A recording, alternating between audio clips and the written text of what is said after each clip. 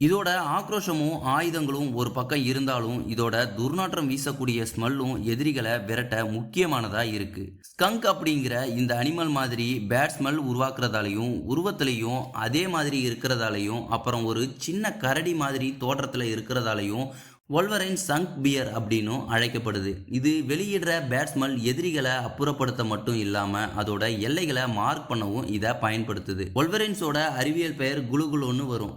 குளோங்கிற பெயரோட full form க்ளூட்டோன்னு வரும். க்ளூட்டோங்கிற பெயர் Latin மொழியில பெருந்தீனின்னு பொருள் வரும். அதாவது அதிகம் சாப்பிடுவார்னு மீனிங் வரும். வொல்வரைன்ஸோட அறிவியல் பெயருக்கு ஏன் அதிகம் சாப்பிடுவார்னு பொருள் வந்ததுன்னா, இதுங்க வாழுற இடங்கள்ல அதிகமான உணவு பற்றாக்குறை ஏற்படும். அதனால ஒரு வாட்டி இதுக்கு உணவு கிடைச்சதுன்னா தன்னால எந்த அளவுக்கு முடியுமோ அந்த அளவுக்கு வயிறு முட்டை சாப்பிடும். இதோட உணவுல பெரும்பகுதி உணவை திருடி சாப்பிட்றது மூலமா தான் கிடைக்குது. அதாவது இயற்கையா இறந்து போன விலங்குகளையும் மற்ற வேட்டையாடிகள் வேட்டையாடின விலங்குகளையும் தான் இதுங்க அதிகமா சாப்பிடுது.